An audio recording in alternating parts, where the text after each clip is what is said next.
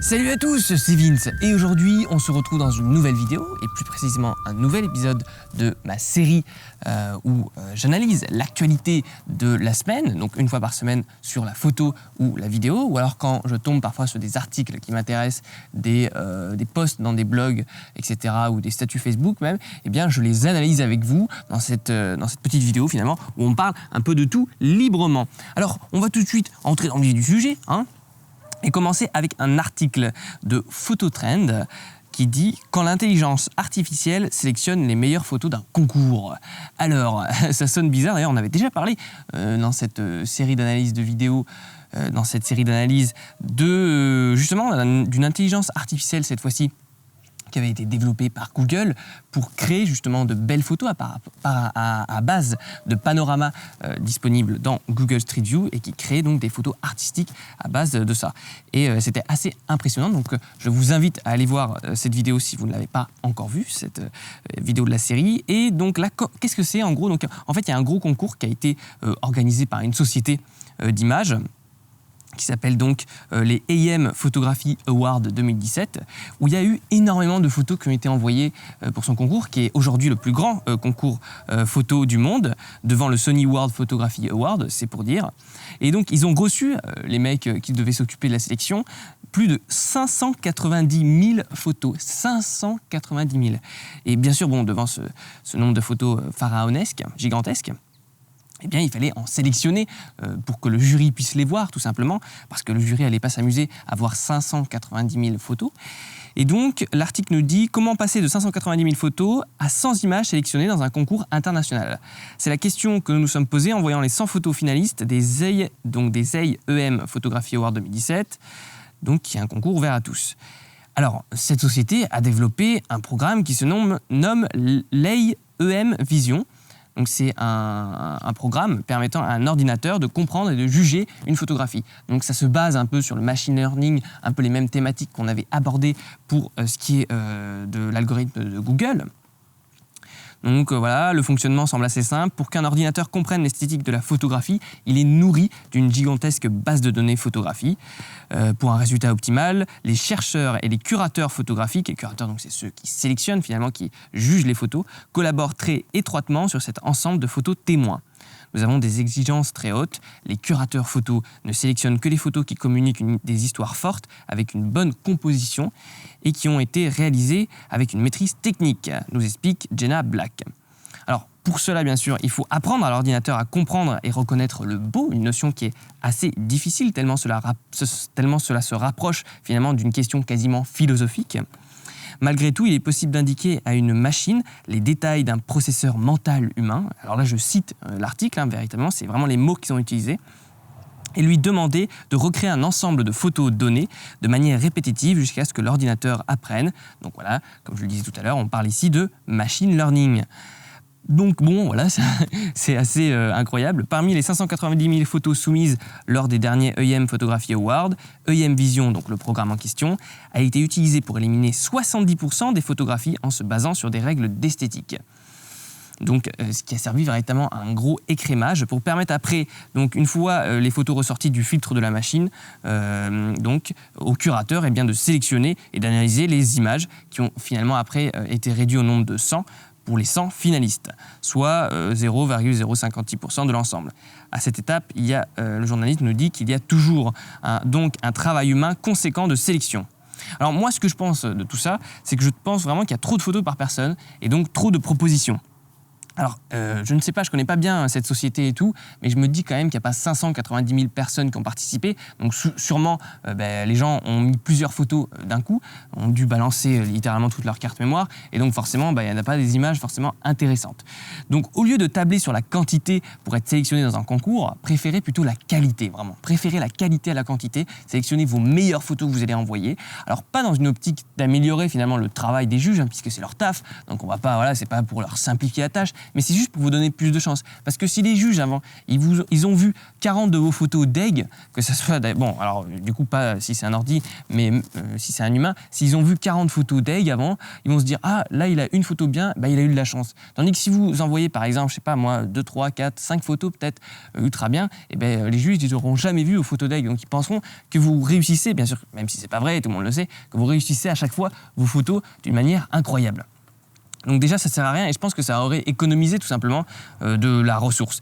Et après, le fait que ces machines analysent sans arrêt les photos, en fait, j'ai pas vraiment d'avis là-dessus. Disons que je suis un peu neutre. Bon, bah là, dans ce cas-là, ça sert. Mais d'ailleurs, l'article finit comme ça. Mais comment être certain que de bonnes photos ne soient pas écartées de la sélection? Il reste encore du temps avant que l'homme ne fasse entièrement confiance à la machine pour choisir quel instant photo garder.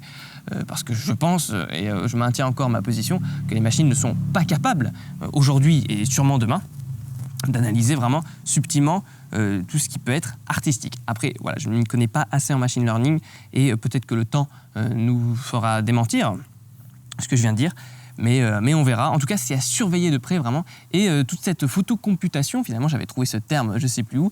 En tout cas, le fait que les processeurs et les programmes arrivent à analyser les images, ça peut nous aider par contre si c'est embarqué dans les boîtiers, et c'est déjà embarqué dans plusieurs boîtiers.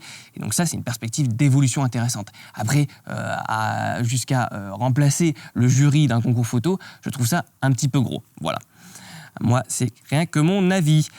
Article suivant de petapixel.com, le computational zoom. Voilà, donc encore une fois, une analyse compensée informatiquement de vos photos. En fait, ça sert à quoi ce computational, on n'arrive pas à le dire, zoom? Ça sert à remixer les perspectives des focales pour créer des photos impossibles dans la réalité. Alors, je m'explique un petit peu. Donc en gros, la photographie traditionnelle, elle consiste à choisir une distance focale et une position par rapport au sujet. Jusque-là, on est d'accord, avant de shooter. Et donc, suivant la focale qu'on va utiliser et suivant notre distance par rapport au sujet, eh bien, les perspectives vont plus ou moins être écrasées, plus ou moins rapprochées de notre sujet principal, par exemple si on fait du portrait. Donc, comment va apparaître finalement le décor derrière le personnage, ça va vraiment dépendre de notre focale et de notre placement dans l'espace. Alors, une nouvelle technologie appelée zoom informatique permettra aux photographes de remixer ces deux facteurs ultérieurement pour créer non seulement de nouvelles compositions, mais aussi physiquement impossibles, parce que les lois de l'optique ne le permettent pas. Alors comment ça marche? Alors pour plus de détails sur ce programme qui n'est pas vraiment encore dispo, c'est-à-dire c'est l'expérimentation, il n'est pas encore inculqué à Photoshop ni quoi que ce soit, eh bien je vous invite à aller voir la vidéo dans l'article que je mettrai bien sûr en description de cette vidéo, où on comprendra beaucoup mieux. Et alors en fait, ça permettra à terme, donc si ça marche, et donc dans quelques exemples on voit que ça marche, eh bien que, par exemple, je veux avoir un portrait de quelqu'un, ou en tout cas voir son corps, et qui soit pas déformé par le 16 mm, par exemple, si je prends une très courte focale. Parce que le 16 mm, sur les personnages, ça rend dégueu, ça étire les perspectives, ça leur fait des corps difformes, tout simplement. Mais je veux conserver l'arrière-plan que me donne le 16 mm. Parce que le 16 mm me permet vraiment d'intégrer mon personnage dans une composition, et vraiment donc de créer un environnement, un décor autour. Alors, comment je fais? Eh bien, en fait, ce programme va mélanger donc le décor 16 mm, donc c'est-à-dire tout ce qu'il y a autour finalement, pour voir vraiment où le personnage il est inclus dans une composition, il n'est pas tout seul dans la photo. Et pour ce qui est du personnage, je vais utiliser un rapport de perspective, par exemple avec un 105 mm. Alors là, bien sûr, dans l'article, c'est fait exprès, ils ont pris deux extrêmes, mais le 105 mm, il fait quoi? En gros, il aplatit les perspectives et généralement, on utilise les plus longues focales pour les portraits et tout parce que ça les enjolive, tout simplement. Ça enjolive les personnages sur la photo. Et comme ça, je vais avoir et les avantages du 105 mm pour ce qui est de mon personnage et les avantages du 16 mm pour le décor. Voilà. Bon, en instant, je pense aussi que c'est un petit gadget parce que en vrai, en 105 mm, ça fait des jolis décors aussi. Mais bon, pourquoi pas? Il y a de tout dans ce monde. Ensuite, article suivant, encore une fois de Petapixel. Il est nommé la course aux pixels. L'appareil L16 de Light diffuse une image de 81 millions de pixels. Alors, si vous vous intéressez un minimum à la photo, vous avez sûrement tombé sur cette entreprise nommée Light qui crée des caméras et qui a notamment créé un appareil photo qui se nomme le L16. Alors pourquoi L16? Parce qu'il a plus de 16 objectifs sur le devant de l'appareil, c'est ce qui est ouf, et il est très compact. Alors ces 16 objectifs permettent beaucoup de choses, notamment un zoom optique x5, donc sans perte de qualité quand on dit zoom optique, des performances dans les basses lumières très élevées, et aussi un contrôleur de profondeur de champ. D'ailleurs, ça avait été évoqué au salon de la photo et tout. on pouvait voir là sur une tablette, on pouvait sélectionner véritablement après que la photo était prise là où la mise au point devait se faire. Donc la photo de base était toute floue et on choisissait véritablement, ou alors si elle allait devenir toute nette, etc. Et c'est vrai que c'était assez incroyable. Mais par contre, voilà, ce qui me gêne un peu dans cet appareil photo, c'est que c'est toujours encore une fois une course aux pixels. Et là, il nous sort donc, l'article nous sort une photo de 81 millions de pixels. Alors on voit un vieux gars là et on arrive à zoomer littéralement sur ses poils de barbe, mais j'ai envie de dire on s'en tape complet. Et moi véritablement, je vous demande si c'est intéressant. N'hésitez pas à mettre en commentaire si vous trouvez que c'est intéressant et de me dire pourquoi dans ce cas-là. Parce que moi je trouve aujourd'hui que pour ce qui est du numérique, eh bien 20 millions de pixels ça suffit largement. C'est-à-dire que pendant des années j'ai pris des photos avec mon 60D qui faisait 18 millions de pixels et j'ai jamais eu à me plaindre. Alors quand j'ai commencé donc avec un 20D, c'est vrai qu'à 8 millions de pixels, c'était un peu chiant pour la retouche et tout. On n'arrivait pas à zoomer si on était un peu loin. Donc bon, là c'était un peu chiant, il n'y avait pas de matière finalement à retoucher. On n'arrivait pas bien à manipuler les pixels. Mais j'ai envie de dire, entre 20 et 80 millions de pixels, on s'en tape. Alors après, les avantages en fait du nombre de pixels, de mégapixels aussi élevé, c'est de faire des grands tirages, des grandes impressions. C'est pour ça qu'on utilise des Hasselblad et tout, des trucs à 200 millions de pixels. Mais là, c'est un truc qui a vocation de tenir dans la poche, ce L16. Donc bon, c'est pas pour les gens qui vont faire, enfin je sais pas.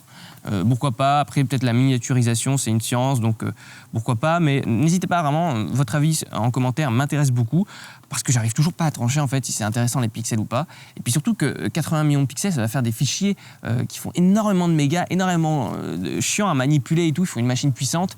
Et puis même ça doit ramer dans Lightroom, la création des aperçus et tout. Enfin bref, j'essaye d'imaginer, mais bon, ça me semble un peu compliqué. En tout cas, j'ai pas prévu d'en acheter un. Donc voilà. Mais après, c'est vrai que ce L16, cet appareil a quand même beaucoup d'avantages qu'il est intéressant, je pense, de noter. Ensuite, article suivant qui nous vient donc tout droit encore une fois de Petapixel, qui se nomme Marketing vs Réalité. Un YouTuber teste la vitesse des cartes mémoire. Alors les cartes mémoire, tout le monde un jour dans son parcours photographique et souvent au début, puisque sinon il prend des photos dans le vide, a dû, très perspicace ce Vincent, a dû se poser la question quelle carte mémoire choisir. Alors là, ce YouTuber, il analyse que les micro SD, qui sont donc des modèles de cartes mémoire tout petits, mais qui peuvent être mis dans un adaptateur, etc., etc. Donc, mais de toute façon, ça vaut pour tous les types de cartes. CF, SD, ce qu'il va dire là, c'est vraiment un conseil général.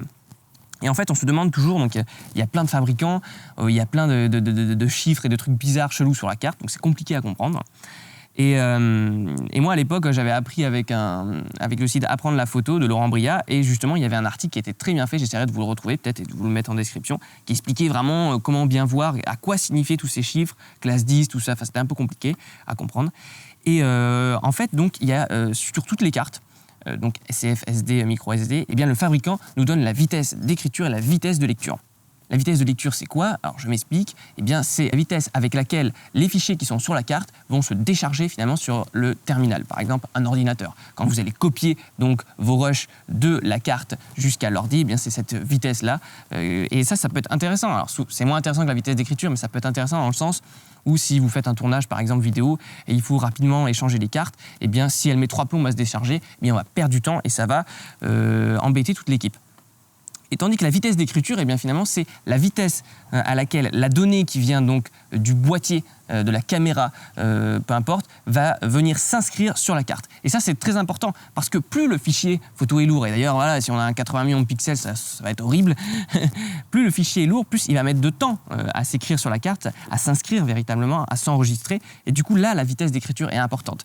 Par exemple, si on a une carte avec 30 mégas par seconde, eh bien, si votre photo de 80 millions de pixels fait, je sais pas moi, 50 mégas, eh bien, elle va mettre 1 seconde et demie à s'inscrire sur la carte. Ça veut dire quoi? Ça veut dire qu'on ne pourra pas en faire beaucoup, etc., etc. Donc après, bon, il y a des technologies de buffer qui existent qui permettent d'enregistrer temporairement dans la mémoire vive du boîtier la photo en attendant qu'elle se décharge sur la carte. Mais tout ça, ça devient compliqué et de toute façon, on est toujours limité au bout d'un moment informatiquement et physiquement. Donc, le problème, donc, bien sûr, plus la vitesse d'écriture et de lecture, vous l'aurez compris, est élevée, plus la carte est chère, évidemment. Et suivant les fabricants, il y a une fiabilité qui n'est pas garantie, surtout que nous, quand on est sur son petit truc Amazon et qu'on regarde, eh bien, on voit, voilà, 95 mégas par seconde, on n'a aucune façon de vérifier. Donc, toujours, je vous recommande d'aller voir dans les forums qu'est-ce que les gens disent et quelles sont les meilleures cartes finalement à utiliser. Moi, j'ai des SanDisk, une Lexar et des Kingston, il me semble, ou des Computer B, je ne sais plus où est des Computer B. et ça marche très bien. En gros, c'est des copies Lexar. Mais voilà, renseignez-vous avant. Et d'ailleurs, ce youtubeur donc a prouvé que c'est pas forcément fiable, puisque donc il s'appelle Tom's Tech Time, je mettrai bien sûr la vidéo dans la description. Il compare 10 cartes micro SD pour leur performance de lecture-écriture et les résultats montrent que les chiffres utilisés dans le marketing ne peuvent pas toujours être fiables à 100%. 10 des cartes micro SD les plus connues sur le marché, toutes avec des vitesses annoncées similaires, voilà, c'est ce qu'il compare. Toutes les cartes sont de classe 10 et de classe UHS3, ce qui garantit une vitesse d'écriture minimale absolue de 30 mégas par seconde. La vitesse d'écriture est le plus important pour la photographie et l'utilisation de la vidéo, car il détermine la quantité de données qui peuvent être écrites sur la carte lors de la prise en mode rafale ou le tournage en 4K par exemple. Donc, ce que je viens de vous dire. Et aussi, surtout en RAW pour Magic Lantern. Mais qui est obligé de passer Magic Lantern dans toutes ses vidéos, incroyable. Donc voici ces résultats avec un lecteur de carte 3.0.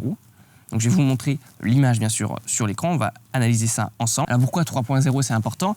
Et même vous, quand vous achetez un lecteur de carte, vérifiez donc qu'il est compatible aux normes de votre carte ECF par exemple ou SD et à la norme 3.0 de l'USB. Donc ça fait un petit moment qu'elle est inscrite en informatique cette norme, mais tout le monde ne sait pas que ça existe en fait. J'ai encore vu des gens récemment utiliser un lecteur de carte USB 2.0, du coup ça met 3 plombs en fait. C'est beaucoup plus rapide la 3.0 et donc pour faire ce test, il a pris le lecteur le plus rapide qu'il y avait à notre disposition dans le grand public, bien sûr. Alors, on voit donc elles sont notées, c'est-à-dire de 1 à 10. La première, alors, qui est une SanDisk, ou entre parenthèses, donc c'est le chiffre qui est annoncé par le constructeur, en lecture c'est 95 mégas par seconde et en écriture c'est 90 mégas, et bien on voit qu'avec ces tests, en vérité la lecture est de 79, donc on peut dire 80 mégas par seconde, soit 15 quand même mégas par seconde en dessous de ce qu'avait prétendu le constructeur, et la vitesse d'écriture est de, voilà, aussi 78, on va dire 80 pour être gentil, au lieu de 90. Bon là c'est pas très grave puisque c'est des vitesses tellement élevées que bon, à la limite. Mais quand même, en fait, parfois il suffit de quelques mégas par seconde pour que le flux de votre vidéo soit abîmé et que vous vous en rendiez même pas compte parce que l'appareil du coup ne détecte pas le problème, ou il dit bon ça va passer, il considère que ça passe. Et si vous voulez, il coupe pas l'enregistrement en vous disant la carte n'est pas suffisamment rapide. Et du coup, vous êtes niqué parce que le flux peut être abîmé quand même. Et récemment, en plus, j'étais avec une pote là qui avait un 600D et elle m'a dit ouais, l'appareil photo, il peut pas filmer. Alors moi, j'avais commencé aussi avec un 600D, j'avais essayé mes premiers tests vidéo avec un 600D à l'époque. Je me suis dit non, c'est pas possible. J'ai pris son appareil, en effet, quand on appuie sur record. Donc, eh bien, au bout de 3 secondes, ça s'est arrêté. Donc, il y avait un problème. Clairement, j'ai descendu la résolution d'image parce qu'on était en 1080p. Je suis passé à un truc comme du 640, un truc bien dégueulasse pour savoir d'où venait le problème. Et là, en fait, ça a marché. Donc, je pouvais enregistrer en continu. Tout simplement, en 640 de résolution, eh bien, le fichier vidéo pèse moins lourd sur la carte. Donc, il arrive à s'inscrire plus rapidement, même si c'est une vieille carte toute pourrie. Et en effet, quand j'ai enlevé sa carte SD, c'était vraiment de la merde, quoi. Il n'y avait même pas écrit de chiffre tellement elle était vieille. Je lui dis, voilà, il suffit pas. Elle voulait racheter un nouvel appareil photo. Je lui dis non, il suffit que tu rachètes une carte SD à la Fnac à 20 € et elle sera toujours mieux que le truc que tu as. C'était un vieux truc ancien qui fonctionnait justement quand on avait des images 5 millions de pixels ou je sais même pas quand ça fonctionnait ce truc, mais bon. Mais là, le problème aussi, ça peut être quand on a des cartes qui sont un peu limites, justement. Si vous avez une carte qui est 30 mégasecondes en écriture et qu'en fait, en réalité, c'est 20 mégasecondes quand vous faites des tests, eh bien, on est un peu deg. Donc, prenez toujours une petite sécu. Mais aujourd'hui, vraiment, les cartes, ça coûte de moins en moins cher. Donc n'hésitez pas à prendre une vitesse élevée. Après, pour tout ce qui est Canon et tout, ça sert à rien vraiment de prendre 90 mégas par seconde, puisque le flux vidéo, il est tellement compressé par le H264 que de toute façon, voilà, je pense que 30-40 mégas par seconde, voire 50, ça sera largement suffisant si vous faites du ralenti, parce que ça fait plus d'images, donc plus de données à la seconde finalement, il faut réfléchir comme ça. Mais voilà, et après pour le RAW en fait, il y a vraiment toute une démarche, et là il faut absolument passer par une carte CF qui sont plus rapides que les cartes SD. Hop, ceci étant terminé, on va arriver à la fin de cette vidéo, si j'arrive à retrouver mon texte. Tout à fait, donc on va faire la petite citation de la semaine, un truc que j'ai mis en place dans ce genre de vidéo, parce qu'il y a plein de citations sur la photo que j'ai envie de partager avec vous finalement. Et aujourd'hui, c'est Destine Spark qui nous la donne. La photographie est une histoire que je n'ai pas réussi à raconter avec des mots. C'est beau, voilà, on arrive à terme de cette vidéo. J'espère qu'elle vous aura plu, qu'elle vous aura intéressé. N'hésitez pas encore une fois à débattre avec moi des sujets dont j'ai parlé dans cette vidéo en commentaire. Et puis n'oubliez pas que vous pouvez télécharger mon livre « Comment devenir un meilleur photographe » en PDF gratuitement dans la description, où je vous donne vraiment plein d'astuces pour devenir meilleur en photo. Et puis nous, on se retrouve très vite pour de nouvelles aventures. Salut à 12! Bien qu'il a cette vidéo et ça t'a plu, alors n'hésite surtout pas à t'abonner en cliquant juste ici en dessous pour rejoindre les folles aventures de Vince.